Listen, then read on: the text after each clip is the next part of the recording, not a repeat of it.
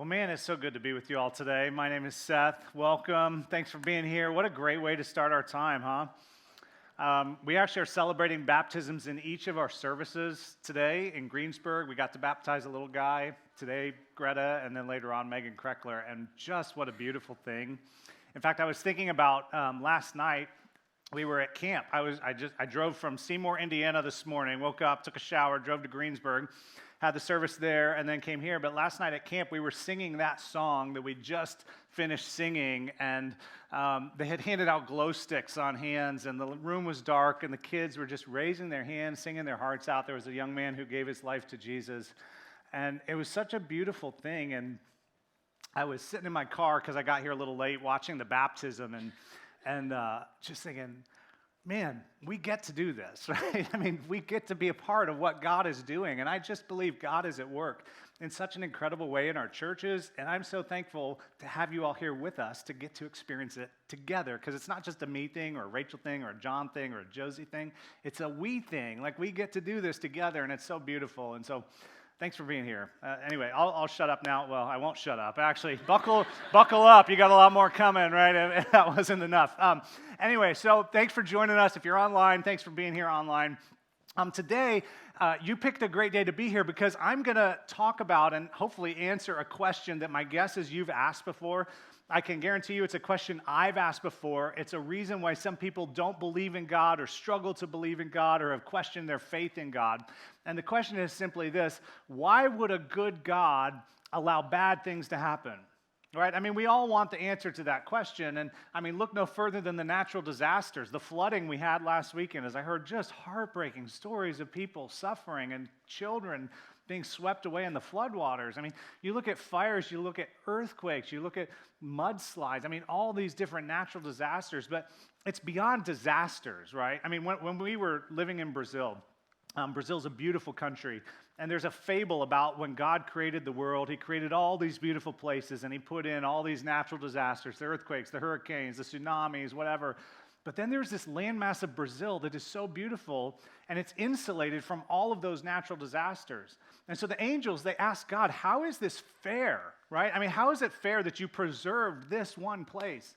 And God's answer to the angels is, well, just wait till you see the people I put there. Because there is so much corruption and there is so much brokenness out of the leadership, the political leadership of that country. And so my point is that evil doesn't just happen, or bad things don't just happen in the natural world around us. They happen in people. There's a Holocaust survivor named Primo Levi, and he made this statement. He said, there is Auschwitz, therefore there cannot be God. Like, my conclusion after watching the rise of Nazi Germany, my conclusion after seeing 6 million of my people exterminated in Europe, 2/3 of the European Jewish population, is God can't exist. How else could this happen? When I read accounts of Corrie ten Boom recounting as she was in a concentration camp, I just think, what hell? I mean, what literal hell on earth? And then you add to it the sickness, the disease, the natural disasters. What's kind of interesting about my initial question there, though, of why would a good God allow bad things to happen, I don't know if you've ever noticed this, but when we ask that question, we're asking it like out there, right? Why would God allow things to happen out there, bad things, evil things to happen out there? We rarely, if ever, say, why would God allow bad things to happen in here? You ever thought about that? I mean, you don't have to raise your hand on this, but have you ever done something bad? Or especially don't raise your hand on this one. Have you ever done something like really, really, really bad, or wanted to do something really, really, really bad, but you're like, I might get in prison for that one, and I don't think that's a good idea. But if I could get away with it, right? If I could get away with it, I would probably do it. I mean, hey, I know I can clean up okay on Sundays, but there is an evil inside of me. And one of the questions that I've never been tempted to ask is, how could a good God allow me to happen? Right? I've never asked that. Rarely have I heard other people ask that, aside from usually self-esteem type issues. So, but if you take this to the logical conclusion, the statement is that if God were good, then he would have done something about me by now, right? Because the bad I do exists. Now, we might be quick to say, oh, well, my bad is insignificant. It's just little white lies. It's just how I treat other people. It's just gossip. It's just my bad attitude, right? We're talking about the evil, big stuff, the Hitler stuff, the Stalin stuff, the Putin stuff. But if we're honest, there's not just evil out there. There is evil in here. But the problem with this statement is that it's actually what you might call an unfalsifiable premise, which means you can't actually prove that it isn't true. Because taken to its logical extreme, you end up with this. I don't believe God exists because I exist. The problem is there's no way to prove this, because if God eliminated all the evil, that means he would have eliminated me also, and then I wouldn't be alive to be able to prove whether this statement was true or false. Now, that's a very logically sound argument, actually, but you know what it's not? It's not emotionally satisfying. And our emotions are where we get caught up. The reason why we ask that question of why would a good God, or how could a good God allow these bad things to happen, is because we've got emotionally gut-wrenching situations that we've lived through, that we've seen. We've got the Primo Levis. We have kids who have buried their parents. We have parents who had buried their children at a young age. We've got divorce. We've got murder, right? We've got cancer. We've got abuse. We've got all kinds of atrocities in the world. And logical presentations don't cure the emotion behind it. And perhaps that's where the Apostle John would kind of speak up, and he might say, hang on just a minute, hang on, before you, toss God out. What you need to know is that I saw God in human flesh, and I saw God existing with an evil that's beyond anything you could probably imagine. And he didn't prove he was God by eliminating that evil, right? And he didn't even eliminate me. What he did is he actually got to work at eliminating the evil in me. And I saw God and I saw evil coexist, and I can just tell you, it can happen. It can happen. There's an author and a pastor, Tim Keller, who passed away recently, but he once said this. He said, just because you can't see or imagine a good reason why God might allow something to happen, that doesn't mean there can't be one. Just because you can't see it doesn't mean that God didn't do it, right? And so John invites us to say, maybe there's a reason beyond my ability to understand. Maybe God is actually up to something. And we're going to get into that today as we continue in part 6 of our series, Bystander. We've been talking over the last several weeks about John and the rabbi from Nazareth, John the apostle, who was the last disciple who lived to old age, or the last apostle who lived to old age. He was the only one who wasn't martyred. It's believed in old age he recorded what he experienced and what he saw. It's become his biography, or his gospel, the Gospel of John. Now, there are 4 gospels we have, or biographies of Jesus. There's Matthew, Mark, Luke, and John, and all 4 of those gospels tell us about miracles that happened. But one of the different things is that John says these were more than miracles. See, the problem with miracles is sometimes we get fixated on what happened, and everybody wants to know, what happened? Let's see the miracle. Anybody remember the toast with the Virgin Mary in it from like the 1990s? Remember that? There was this visage of the Virgin Mary, and people are like traveling around. It's like, call the Pope. We need to verify a miracle took place here, because this toast came out with, we get fixated on what happened. We get enamored with the miracle, but we forget the why. And I'm not saying this is or isn't a miracle. I'm just using it as an illustration. But we lose sight of what they mean, right? So John, in his gospel, he reports on 7 major miracles, but he refers to them as signs, because he says this actually points to something. It's not just a miracle. It points to the idea that Jesus is more than just a man, right? He is God in the flesh. And so today we're going to look at the 6th sign. What we've been saying is John, as he recounts Jesus' life, he kind of has Jesus traveling quite a bit from the Galilee region, which is north in Israel, down south to the Judea region, which is where Jerusalem is. And every time he's down south, he kind of upsets the apple cart. He irritates the religious people in Jerusalem. Then he flees back to where safer territory, where he can, retreat for a while. Then he'll go back down and, kick the hornet's nest a few more times. And people are always upset with him. Last week we talked about Jesus healed a man who had been born blind, and it was this miracle that people saw, and it was remarkable. And people began wondering and asking that question that I said is a really important question of who is Jesus, right? Who are you? And so finally they just flat out ask him. John tells us this. They ask him, how long will you keep us in suspense? If you're the Messiah, just tell us, right? You're performing these miracles. You're stirring things up. Why don't you just tell us who you are? So John says this, Jesus answered them, well, I did tell you, but you didn't believe, right? I mean, you're just kind of willfully blind. We've been talking about being willfully blind. And he says, actually, I went further than telling you. I did something far greater. He said, I showed you. He said, the works I do in my Father's name, they testify about me, but you're refusing to pay attention. And so it's at this point that Jesus kind of goes all in, and he performs a sign that is so significant. It is so significant, you would have to be blind not to see it. Now, this is a very familiar account if you grew up in church. If you've been a part of our church over the last several years, we've talked about this account before, but it is so important, especially in this discussion and especially in the establishing of ultimately who Jesus is.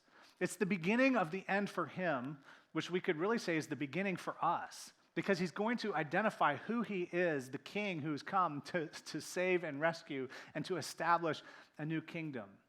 And yet what's very kind of unsettling and disturbing about this account is that it's almost as though Jesus manufactures a sign. He manufactures a situation. He creates this situation to prove who he is, but it is a heartbreaking situation. It left no doubt about his identity, and it just happened in a town that wasn't far from Jerusalem. Here's what John tells us.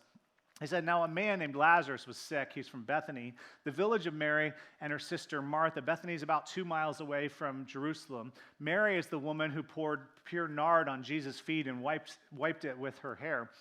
And so Jesus, he's back in the Galilee region around the area where John the Baptist baptized people. Continuing on, the text tells us, so the sisters, they sent word to Jesus, Lord, the one you love is sick.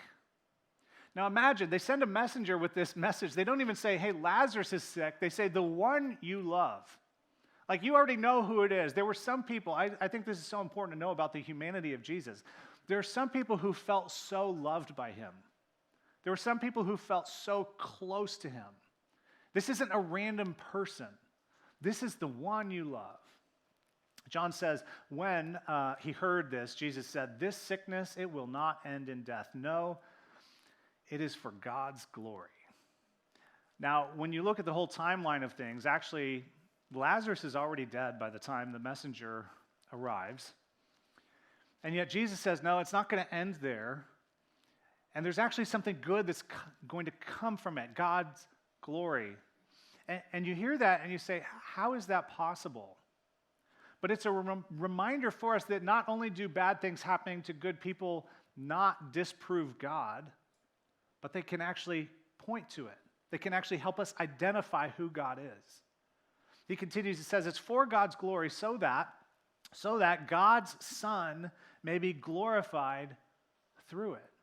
In other words, the identity of Jesus is going to become so clear. Now, Lazarus' sickness, it didn't come because of sin, right? So Jesus, he kind of steps into this natural world. He jumps into the realm of nature. It's fascinating how he's going to bring about an identity of himself.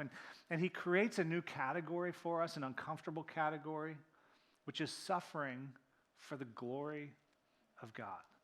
Suffering for the glory of God. It's uncomfortable.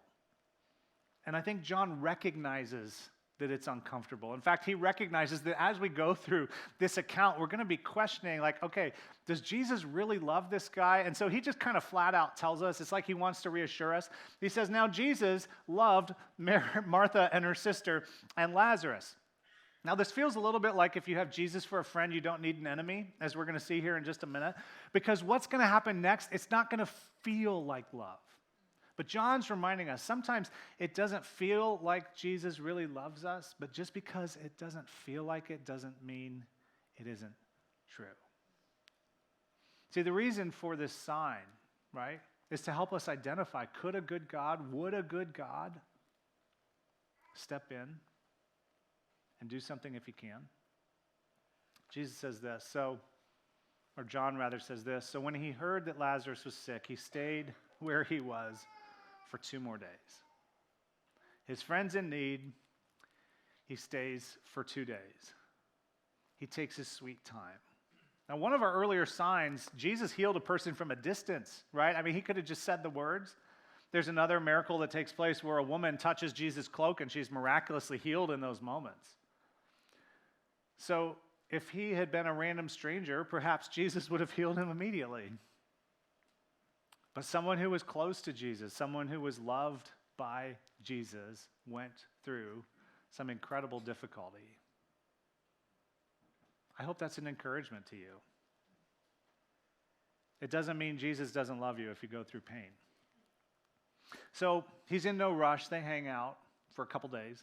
And then suddenly, randomly, he speaks up. And he says this. He says, let's go back to Judea.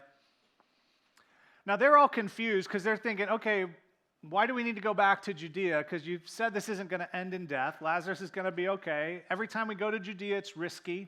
In fact, the last time they had been in Judea, the Jews tried to stone Jesus and pick up rocks, throw them at him.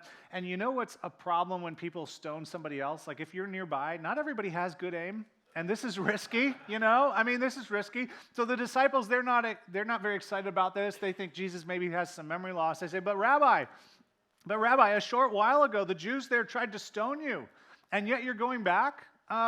This doesn't really make a whole lot of sense. Maybe it's time for a solo trip. Maybe this is one of those, pilgrimages you go on.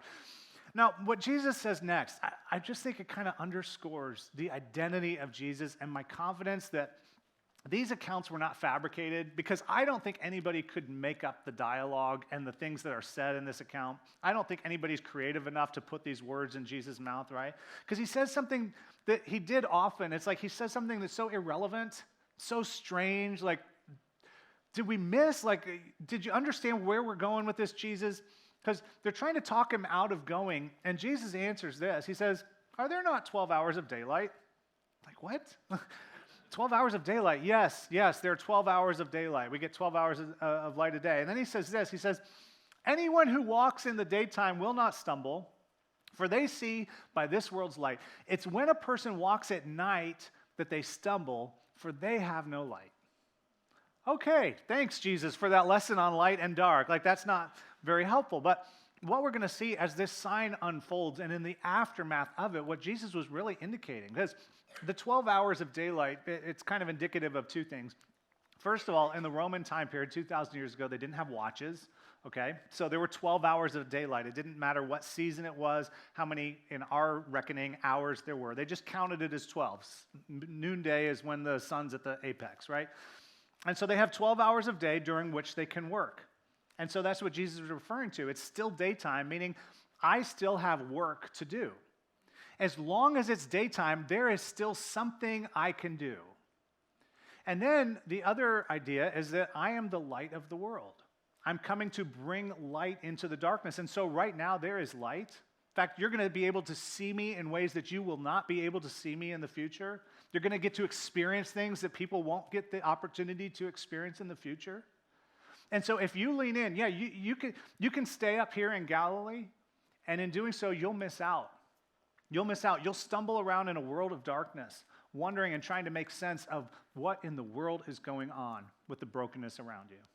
It's kind of like what the famed atheist Richard Dawkins says. There is at bottom no purpose, no design, no purpose, no evil, no good, nothing but blind, pitiless indifference. You're going to find yourself trying to make sense of something that just doesn't make sense.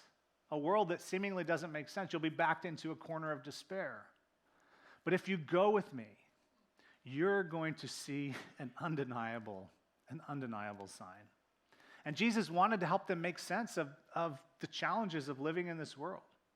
So he says, after he said this, he went on to tell them, look, our friend Lazarus, he's fallen asleep, but I'm going there to wake him up. Who's going with me, right? Who's in?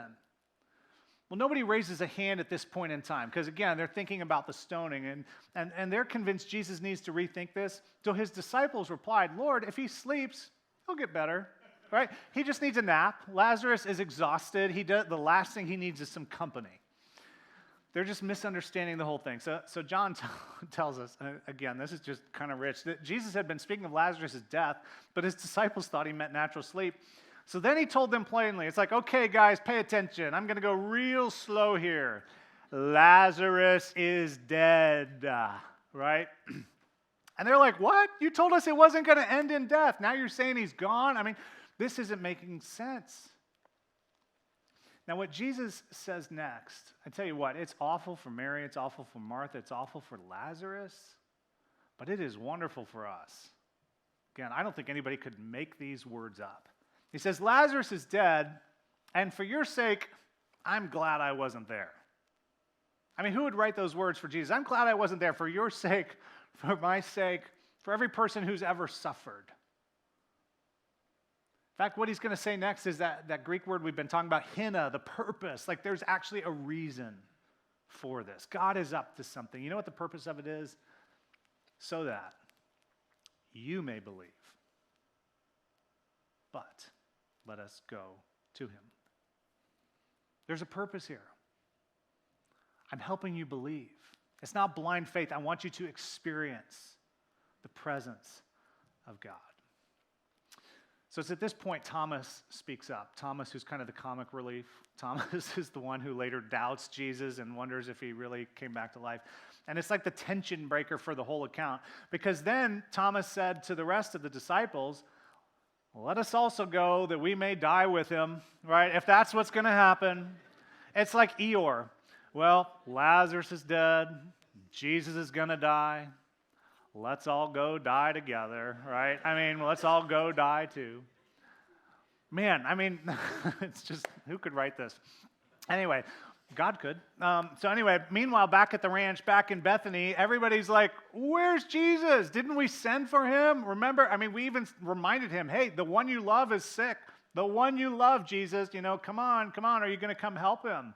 And he didn't show up, and they're wondering. And Lazarus has died, and it was believed in the Jewish reckoning that the soul would kind of hover above the body for 2 to 3 days. And so during that time period, somebody could come back to life, but after 2 to 3 days, the body starts to go through the process of decomposition and decay, and I mean, you're dead at that point. All hope is lost.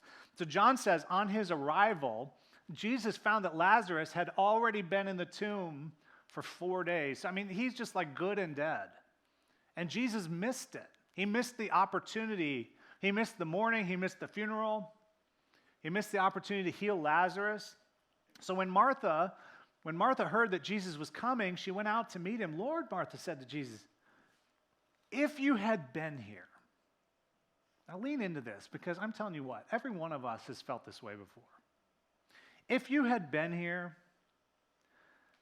my brother would still be with us. Jesus, if you had showed up, a miracle would have happened. Sometimes we wonder when things don't go the way we want, did I just not have enough faith? Like, did I just not believe enough? If I had believed a little bit more in God's ability and his willingness, like, would it have happened? There was no doubting. There was no doubting here. She says, no, if you had been here, I am confident. You could have, but you didn't. And again, I find it reassuring to know that there are people who felt so loved by Jesus, that these things can happen to good and godly people, to friends of Jesus. And she's trying to cling to something. She's trying to look for some sort of hope.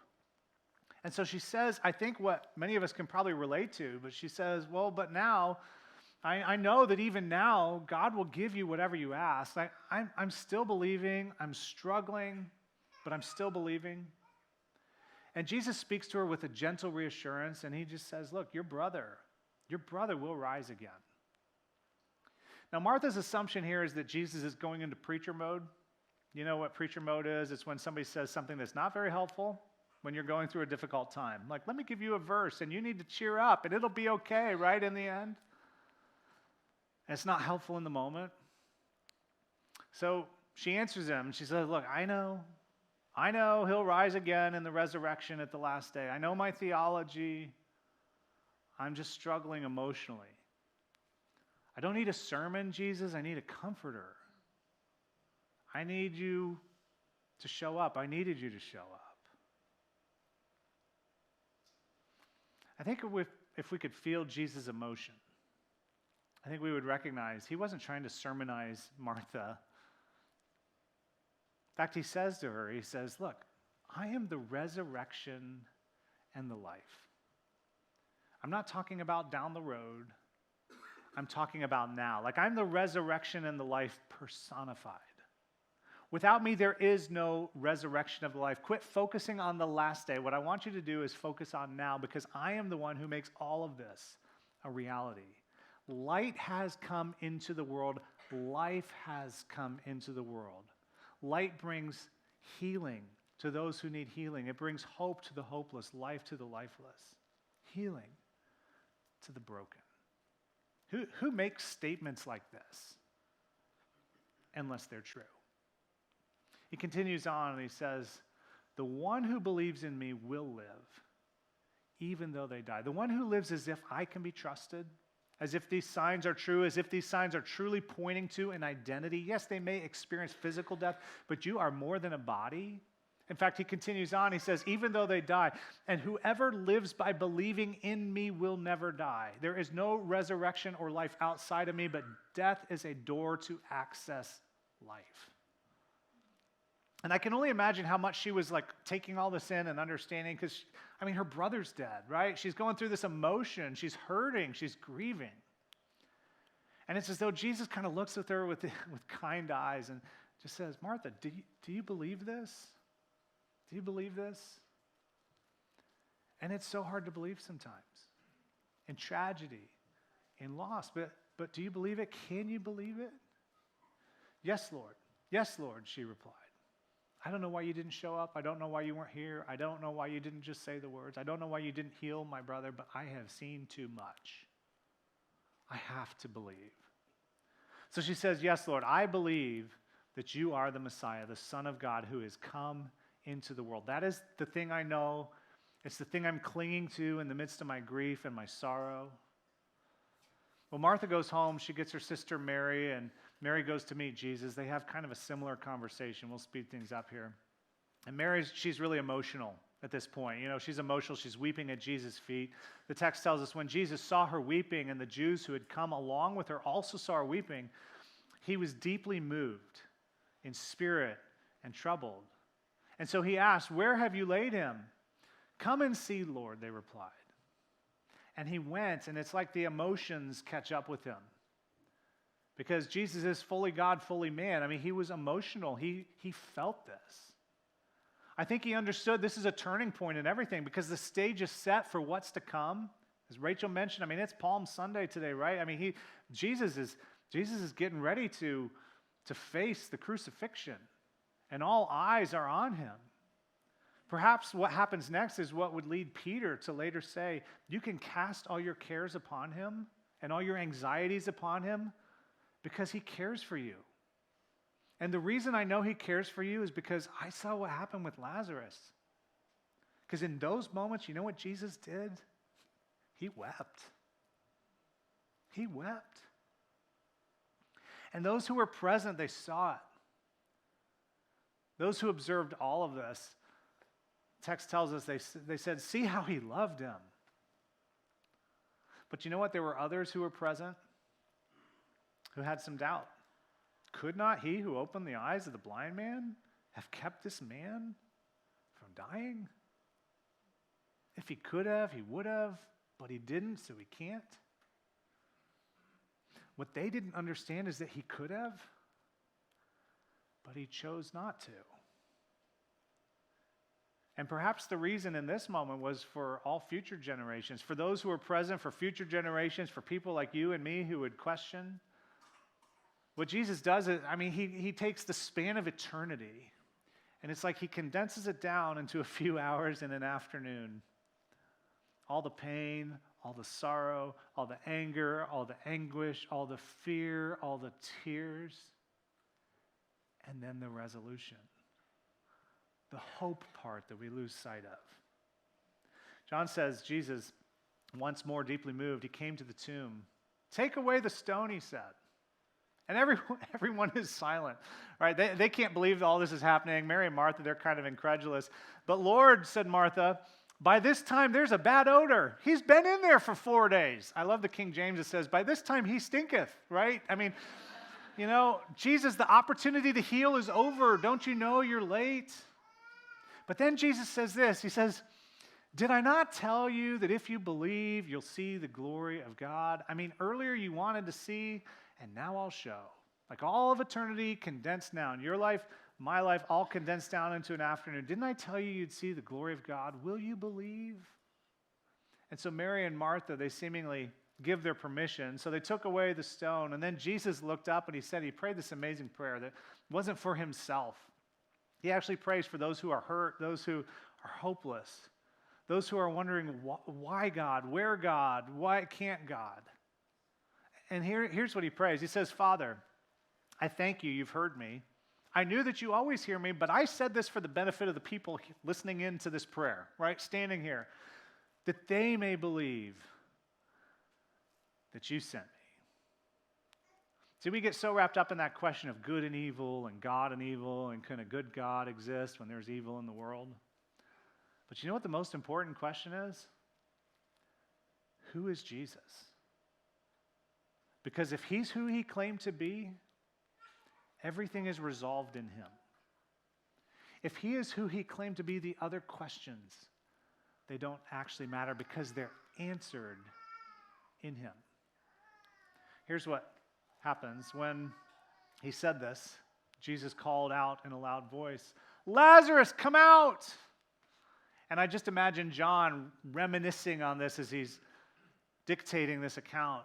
And we couldn't believe what we saw. The dead man came out, his hands and feet wrapped with strips of linen, a cloth around his face. Everyone is in shock and disbelief. It's like they're paralyzed. So Jesus, he says to them, well, take off the grave clothes for Pete's sake and let the dude go, right? I mean, quit standing there staring. Do something, help him. So they rush to free him. They're rejoicing. And man, I tell you what, if you had been there, if I'd been there, we would have a decision to make. We would have an important choice to make. See, here's what John says. Therefore, many of the Jews who had come to visit Mary and had seen what Jesus did, they believed in him because they were confronted with this reality. Who else raises somebody back from the dead? I've not seen that one before. That's a new one, right? Who else has the power to bring life from death? Before they saw this, they didn't believe. Before they saw this, they had questions, right? Throughout this series, we've been talking about this isn't blind faith. It's not that there's no evidence. We're going off the accounts of eyewitnesses who said, I saw it. I saw the dude wrapped in cloths step out of the tomb and come back to life. But not everybody believed. Other people were plagued with willful blindness. And they decided we got to do something. Because news began spreading outside of Bethany. I mean, this was such an undeniable sign. People began saying, we got to do something about this. And so the religious people, they met together in Jerusalem. There's no denying it. Here's what they said. They said, if we let him go on like this, imagine the arrogance of that statement, as if they're somehow in control. Everyone will believe in him, and then the Romans will come, and they'll take away both our temple and our nation. And it'll all be over. See, God didn't eliminate the evil. In fact, John said, for God so loved the evil people so much, he sent his son to dwell alongside an evil that you and I can barely even begin to imagine. And then he gave his life so that they could be forgiven and reconciled with God so that God's kingdom could come. Some were attracted, others were repulsed, but light had entered into the world, and if only they had surrendered. But so many of them were content to be blind. At the beginning of the gospel, John said this. He said, light has come into the world, but people love darkness instead of light because their deeds were evil. And so God didn't eliminate the evil. He shined his light of love, and he got to work eliminating the evil inside of every one of us who are willing to surrender to him as king. And John said, I was just a bystander. I just got to see it. But I'm telling you because you need to know it's not blind faith. And I don't just want you to know information. I don't just need you to know this intellectually. He said, these are written. These are written that you might believe Jesus is the Messiah, the Son of God, and that by believing you may have life in his name. Listen, I'm telling you, if you're on the verge of losing faith because of something that's happened in your life, don't give up. Don't give up. The light of the world stepped into the world to show you, to give you a sign, to say, look, you can have confidence. Good and evil can coexist for a period of time. God is up to something. He is shining his light. He is looking for you to surrender. And when you do so, he will begin removing the evil from inside of you. And this sign gives us confidence. John gives us a beautiful reminder of what God came to do, what he sent his son to do and to show so that we could have life. So we're going to leave it there. Pick it up next week as we celebrate Easter and finish our series Bystander together. Let me pray for us.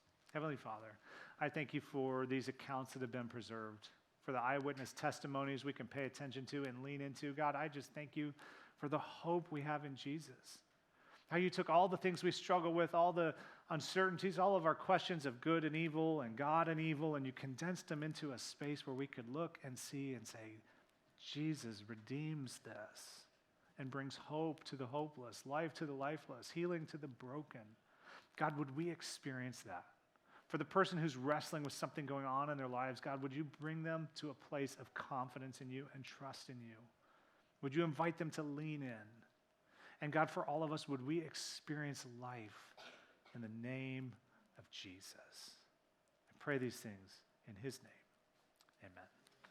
Hey, I hope you all have a wonderful week. I hope to see you back next Sunday as we celebrate Easter together. Thanks for being here.